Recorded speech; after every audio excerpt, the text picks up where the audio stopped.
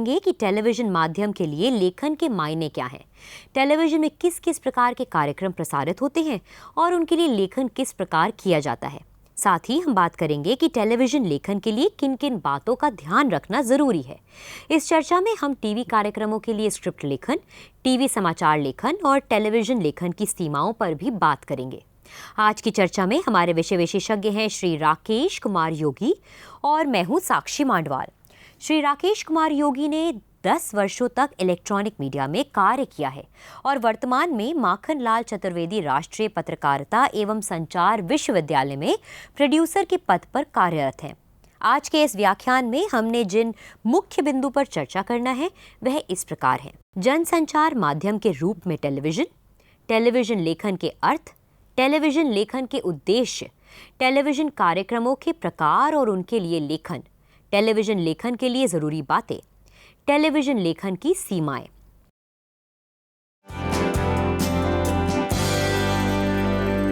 जनसंचार माध्यम के रूप में टेलीविजन। संचार की दुनिया में टेलीविजन का आगमन एक क्रांतिकारी युग की शुरुआत थी। जानकारी की दुनिया में एक ऐसा आविष्कार जिसने समय और दूरी की सारी सीमाएं समाप्त कर दी। टेलीविजन ने जानकारियों को प्राप्त करने और उनको समझने की प्रक्रिया को बहुत आसान बना दिया।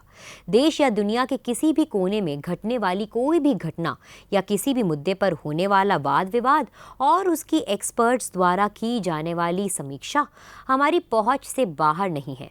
जानकारी की दुनिया के साथ साथ मनोरंजन की दुनिया में भी टेलीविजन एक वरदान से कम नहीं है।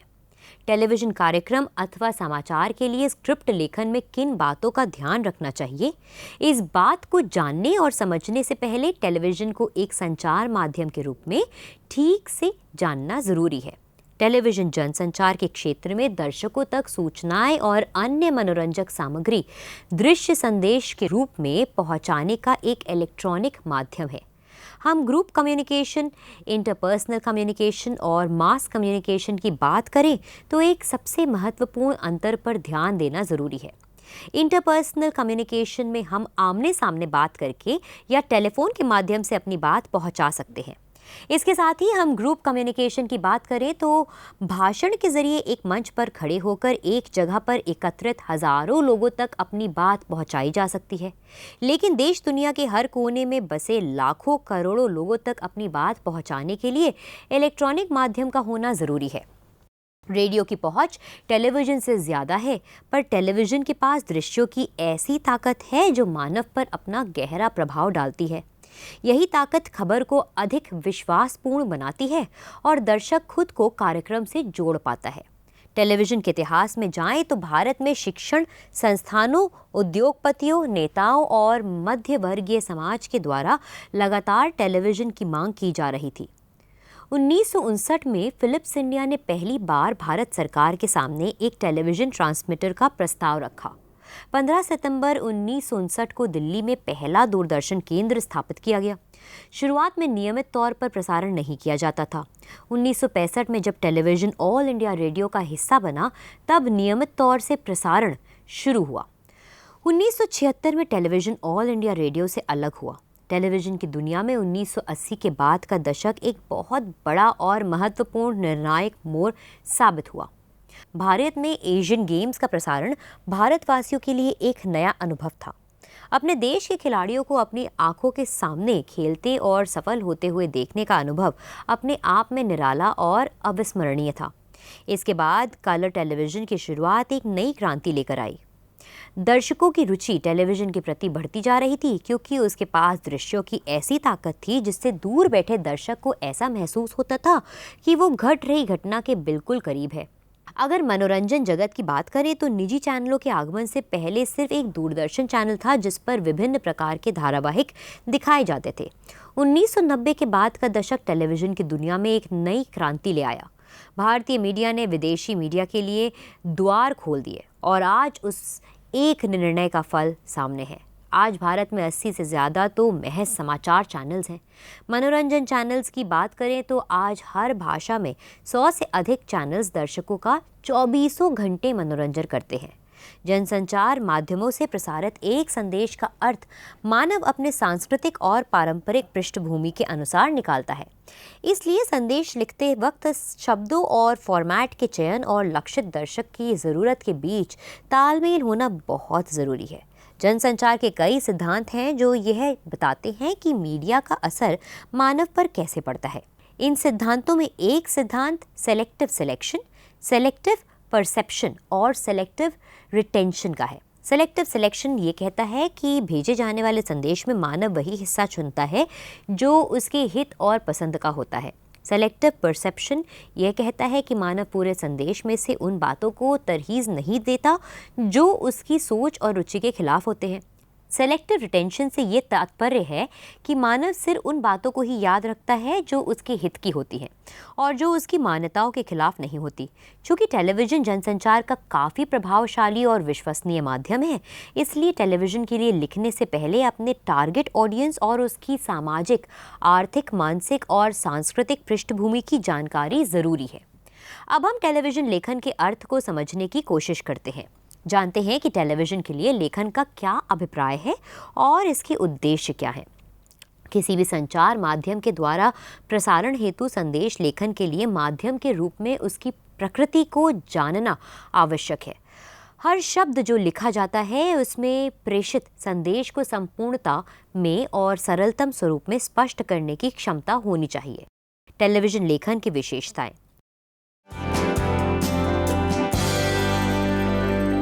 ऑडियो विजुअल माध्यम। टेलीविज़न एक ऑडियो विजुअल माध्यम है। रेडियो से अलग इस माध्यम में शब्द के द्वारा चित्र खींचने की आवश्यकता नहीं है, क्योंकि चित्र उपलब्ध है। टेलीविज़न में चित्रों के लिए शब्द लिखना होता है। लाइव माध्यम। टेलीविज़न एक लाइव माध्यम है। आज विज्ञान इतनी तरक्की कर चुका है कि अपने कमरे में बैठकर हम दुनिया के दूसरे कोने में घट रही घटना को उसी तरह अपनी आंखों से देख सकते हैं जैसे वो हमसे करोड़ों किलोमीटर दूर उस वक्त घट रही है।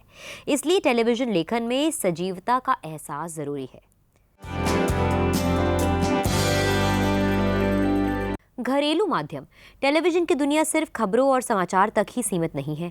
जैसा कि हम जानते हैं कि जनसंचार का उद्देश्य मानव को जागरूक और शिक्षित करने के साथ साथ उसका मनोरंजन करना भी होता है। टेलीविज़न हमारे रोज़मर्रा की ज़िंदगी का एक महत्वपूर्ण हिस्सा है, जो कि एक कार्यक्रम के माध्यम से पूरे परिवार को जोड़ कर रखता है। इसलिए टेलीविज़न लेखन पारिवारिक मर्यादा के अनुकूल होना चाहिए। सरल माध्यम। टेलीविज़न अपने दर्शकों के लिए एक सरल माध्यम है। इस माध्यम के लिए मानव का पढ़ा लिखा होना ज़रूरी नहीं है। दृश्य और ध्वनि के साथ साथ होने की वजह से कोई भी दर्शक समाचार और मनोरंजन संबंधित कार्यक्रम को देख और समझ सकता है। लेखन में भी इस सरलता को बनाए रखना चाहिए। टेलीविज़न लेखन से पहले ये जानना ज़रूरी है कि टेलीविज़न पर किस तरह के कार्यक्रम प्रसारित किए जाते हैं, क्योंकि हर कार्यक्रम की प्रस्तुति का अपना एक अलग तरीका है। हर कार्यक्रम की प्रकृति, उसका उद्देश्य, दर्शक और उनकी ज़रूरतें अलग अलग होती हैं। टेलीविज़न कार्यक्रम के प्रकार। समाचार। समाचार टेलीविज़न दुनिया का एक अभिन्न अंग है। जनसंचार की दुनिया में टेलीविज़न शब्द के इस्तेमाल से अधिकांश यही तात्पर्य निकाला जाता है कि हम समाचार चैनल्स के बारे में और समाचार लिखने की विधि के बारे में बात कर रहे हैं। जिस तरह से समाचार के जरिए जानकारी प्राप्त करने में टेलीविज़न ने समय और हज़ारों किलोमीटर की दूरियों को घटाया है, उससे समाज पर एक सकारात्मक असर पड़ा है। एक देश के विकसित होने के लिए उसकी आर्थिक स्थिति के साथ साथ लोगों का जानकार होना भी बहुत ज़रूरी होता है। वो सही जानकारी की शक्ति ही होती है जो मानव को सही गलत में फ़र्क करना समझाती है। जानकार होना तब और भी अहम है जब वो विकासशील और लोकतांत्रिक राज्य हो जहां शासन कौन करेगा ये लोगों का मतदान निश्चित करता है। न्यूज़ चैनल्स हमें हर मिनट घट रही ताज़ा खबरों और पहले से चल रही किसी खबर में नए अपडेट से रूबरू करवाते हैं। आज हफ्ते के 7 दिन 24 घंटे समाचार चैनल्स की बदौलत हम कहीं भी रहें, हर वक्त ब्रेकिंग न्यूज़ हमारे साथ होती है। आज टेलीविज़न समाचार हमारे जीवन का ऐसा अभिन्न अंग हो गया है कि घर हो या ऑफिस, दुकान हो, मॉल, हर जगह टेलीविज़न मौजूद रहता है।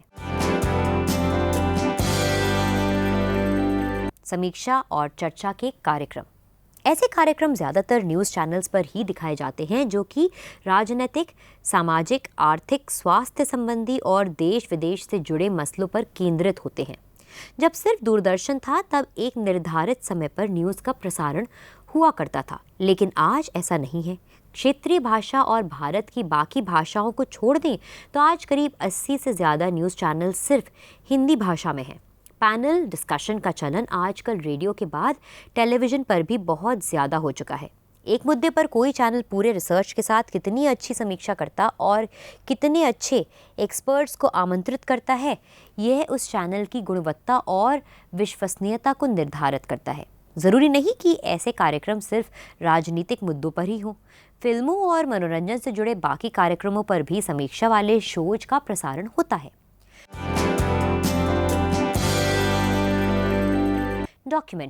डॉक्यूमेंट्री एक नॉन फिक्शनल कार्यक्रम होता है जिसमें समाज के लिए प्रासंगिक और गंभीर मुद्दों को एक दस्तावेज के रूप में प्रस्तुत किया जाता है। डॉक्यूमेंट्री का प्रस्तुतिकरण एक कहानी की तरह भी किया जा सकता है, लेकिन उसके तथ्य और कैरेक्टर्स वास्तविक लोग होते हैं जिनसे वो मुद्दा जुड़ा है।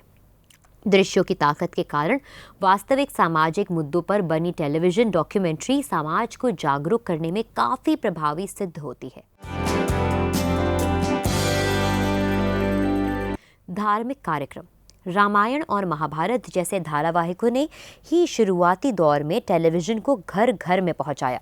वर्तमान में तो धर्म और आस्था के इस व्यापक प्रवाह को आगे बढ़ाने के लिए बड़ी संख्या में धार्मिक चैनल चल रहे हैं। धार्मिक कार्यक्रमों में धर्म गुरुओं के प्रवचन, उनके जीवन पर डॉक्यूमेंट्री, लाइव धार्मिक अनुष्ठान, धार्मिक धारावाहिक आदि होते हैं। शिक्षा के कार्यक्रम। दूरदर्शन पर शुरुआत से ही शिक्षा के कार्यक्रमों का प्रसारण होता रहा है। इन कार्यक्रमों के माध्यम से पाठ्यक्रमों से संबंधित शिक्षा के साथ साथ स्किल डेवलपमेंट और पर्सनालिटी डेवलपमेंट की भी शिक्षा दी जाती है। 10वीं और 12वीं की परीक्षा से पहले कई ऐसे कार्यक्रमों का प्रसारण किया जाता है जिसमें एक्सपर्ट्स बच्चों की समस्या हल करते हैं और साथ ही साथ उन्हें परीक्षा में के लिए मानसिक तौर पर मजबूत भी बनाते हैं। खेल संबंधित कार्यक्रम। जैसा कि हम पहले भी चर्चा कर चुके हैं कि भारत में खेलों के प्रति रुचि रखने वाले लोगों की बड़ी संख्या है, इसलिए टेलीविजन इंडस्ट्री ने भी खेलों पर आधारित चैनल बड़ी संख्या में स्थापित किए। यहाँ तक कि समाचार चैनलों पर भी खेलों से संबंधित ढेरों कार्यक्रम बनते हैं। खेल के चैनलों पर प्रतियोगिताओं का लाइव प्रसारण ही सर्वाधिक प्रचलित और लोकप्रिय कार्यक्रम है। इसके लिए लाइव कमेंट्री एक महत्वपूर्ण कार्य है। कुछ मुख्य बातें जिन पर टेलीविजन के लिए लिखते समय ध्यान देने की जरूरत है। मोटे मोटे तौर पर देखें तो टेलीविजन के लिए लेखन की प्रक्रिया 2 तरह की होती है, काल्पनिक यानी फिक्शनल और अकाल्पनिक या नॉन फिक्शन। काल्पनिक लेखन के तहत वो सारे कार्यक्रम आते हैं जिनमें एक कहानी को काल्पनिक रूप में दर्शकों के सामने प्रस्तुत किया जाता है, जैसे धारावाहिक, टेलीफिल्म। अकाल्पनिक लेखन के दायरे में वास्तविक घटनाक्रम या मुद्दों से जुड़े कार्यक्रम या समाचार आते हैं। टेलीविजन के लिए लिखते समय इन बातों को सदा ध्यान में रखना चाहिए।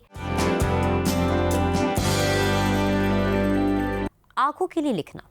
टेलीविजन के लिए लिखते वक्त इस बात का ध्यान देना जरूरी है कि टेलीविजन के पास दृश्य उपलब्ध है। रेडियो की तरह यहाँ स्क्रिप्ट लेखक को शब्दों के माध्यम से श्रोता के मस्तिष्क में चित्र का निर्माण नहीं करना है, बल्कि उसको दृश्य देख रही आंखों को दृश्य से जोड़ना है। दृश्यों की जानकारी और उनसे जुड़ी जानकारी को इस रूप में लिखना है कि आंखें दृश्यों से ना भटके। टेलीविजन के लिए लिखते समय इस बात का विशेष ध्यान रखना चाहिए कि लिखे हुए शब्द दृश्यों पर भारी ना पड़े और दृश्यों को अप्रासंगिक ना कर दे।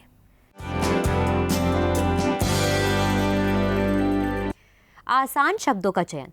टेलीविजन के लिए लिखते समय इस बात का विशेष ध्यान देना चाहिए कि टीवी के दर्शकों के लिए पढ़े लिखे होने की कोई शर्त नहीं है, इसलिए आसान शब्दों में स्क्रिप्ट लिखनी चाहिए ताकि सभी दर्शकों को समझ आए। इसीलिए कहा जाता है कि टेलीविजन के लिए लिखते समय आम बोलचाल की भाषा का प्रयोग किया जाता है। छोटे वाक्यों का प्रयोग। सरल शब्दों के साथ साथ छोटे वाक्यों का निर्माण करना भी समान रूप से जरूरी है। कई बार अपनी बात को कलात्मक रूप से रखने की कोशिश में पत्रकार या लेखक लंबे वाक्यों और भारी भरकम शब्दों का प्रयोग करते हैं। अखबार की तरह टेलीविजन दर्शक के पास एक समाचार या कार्यक्रम को कई बार देखकर समझने का विकल्प नहीं होता है। इसलिए आसान शब्दों में छोटे वाक्य बनाकर जानकारी देनी चाहिए। टेलीविजन में समय की पाबंदी के कारण दर्शक के पास ये मौका नहीं होता कि वो किसी खबर को उसी वक्त फिर से सुन या देख सके। उससे तब उस वक्त का इंतजार करना पड़ेगा जब उस खबर या कार्यक्रम का दोबारा प्रसारण किया जाए। इसलिए एक वाक्य में एक बात लिखना ही टेलीविजन लेखन की सफलता का मूल मंत्र है। तकनीकी शब्दों के प्रयोग से बचें। ये बात सही है कि टेलीविजन कार्यक्रमों का अलग अलग टारगेट ऑडियंस होता है और वो अपने क्षेत्र से जुड़े शब्दों का प्रयोग और अर्थ समझता है। ये एक व्यापक माध्यम है जो बड़े स्तर पर हर वर्ग के द्वारा देखा जाता है। इसलिए इस बात का ध्यान रखना चाहिए कि किसी भी क्षेत्र के ऐसे तकनीकी शब्दों का प्रयोग नहीं करना चाहिए जो सामान्य दर्शक की समझ से बाहर हो। एक कठिन शब्द पूरी बात का अर्थ बिगाड़ सकता है। तकनीकी और वैज्ञानिक शब्द का प्रयोग करना यदि मजबूरी है तो उस शब्द का अर्थ सरल शब्दों में अगले वाक्य में समझा देना चाहिए।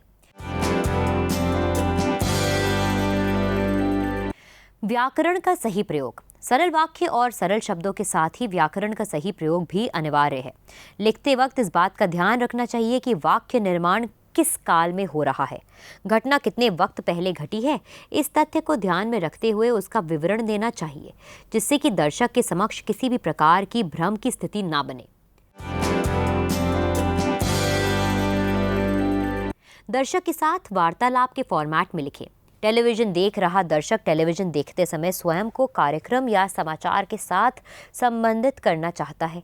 इसलिए दर्शक को कार्यक्रम के साथ जोड़ने के लिए उसको संबोधित करते हुए या उसके साथ वार्तालाप की भाषा लिखनी चाहिए। टेलीविजन समाचार की स्क्रिप्ट में ये वाक्य लिखे जा सकते हैं कि आज हम आपको बताना चाहते हैं, अब हम आपको सीधे ले चलते हैं घटनास्थल पर।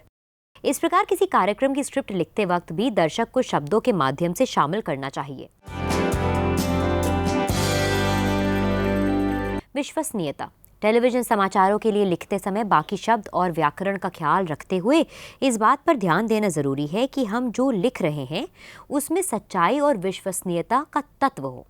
हम समाचार और उससे संबंधित किसी भी प्रकार के कार्यक्रम की बात करें तो उनमें सच और विश्वसनीयता का होना बहुत ज़रूरी है। साथ ही साथ लिखते वक्त ऐसे तथ्यों को शामिल करना बहुत ज़रूरी होता है जिससे कि सच्चाई की पुष्टि हो सके और अगर दर्शक चाहे तो वो किसी अन्य माध्यम से तथ्यों की सत्यता को परख सके।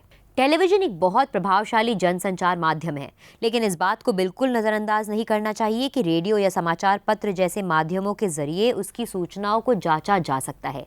यदि एक बार किसी तथ्य पर प्रश्न उठता है तो वे पूरे चैनल की विश्वसनीयता पर संकट खड़ा करता है।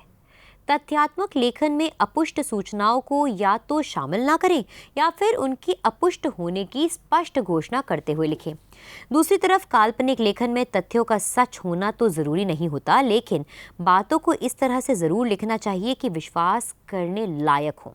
शब्द और दृश्यों का सामंजस्य ही विश्वसनीयता प्रदान करता है। बयानों को हूबहू लिखना। टेलीविजन समाचार या समाचार कार्यक्रम की स्क्रिप्ट लिखते समय इस बात का ख्याल रखना चाहिए कि किसी भी व्यक्ति के बयान में फेरबदल नहीं हो। समाचार की सत्यता और विश्वसनीयता बनाए रखने के लिए यह आवश्यक है कि बयानों को हूबहू वैसे ही लिखा जाए जैसे वे संबंधित व्यक्ति द्वारा बोले गए हैं। किसी अधिकारी, नेता, चश्मदीद या पीड़ित के द्वारा कही गई बात को उसी के शब्दों में, उसी स्वरूप में लिखना चाहिए जैसे उन लोगों ने बोला है। निष्पक्ष भाव। समाचार और उससे संबंधित कोई भी कार्यक्रम सामाजिक और आर्थिक मुद्दों से संबंधित कार्यक्रमों या वास्तविक मुद्दों पर बनने वाली किसी भी डॉक्यूमेंट्री की स्क्रिप्ट में निष्पक्षता होनी चाहिए। समाचार के द्वारा दर्शक तक क्या, कैसे, कब, क्यों, कितना जैसे प्रश्नों का जवाब पहुंचाना होता है। टेलीविजन के लिए लिखते समय अपनी सोच को अपने लेखन पर हावी नहीं होने देना चाहिए और तथ्यों के साथ सूचना का संप्रेषण करना चाहिए। इसके अतिरिक्त कुछ और बातें हैं जिनका ध्यान टेलीविजन लेखन के समय रखना चाहिए। टेलीविजन में समय सीमा होती है, इसलिए कम शब्दों में अपनी बात पूरी तरह रखने का प्रयास करें। ऐसी किसी भी भाषा या शब्द का प्रयोग ना करें जो सांप्रदायिकता को बढ़ावा दे। ऐसी कोई भी बात ना लिखें जिससे देश की अखंडता और संप्रभुता को ठेस पहुंचे। ऐसी कोई भी बात या शब्द ना लिखें जिससे न्यायपालिका या किसी भी कोर्ट के जज का अपमान हो। ऐसे शब्दों या वाक्यों का प्रयोग ना करें जिससे कि देश के संवैधानिक संस्थाओं और संवैधानिक पदों पर बैठे लोगों का अपमान हो। ऐसे शब्दों या वाक्यों का प्रयोग ना करें जिससे किसी की धार्मिक भावनाओं को ठेस पहुंचे। स्क्रिप्ट में तथ्यों के अतिरिक्त किसी के निजी जीवन पर दुष्प्रभाव डालने वाली कोई बात नहीं लिखनी चाहिए। टेलीविजन लेखन की सीमाएं।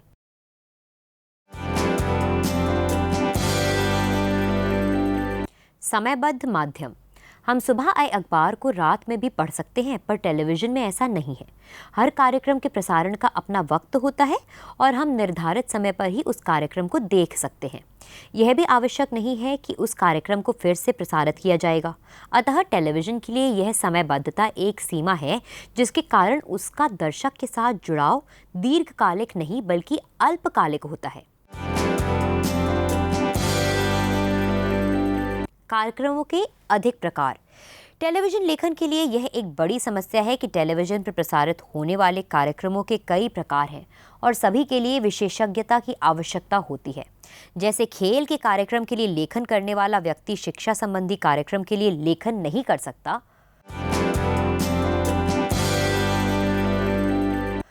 पोर्टेबल नहीं होना।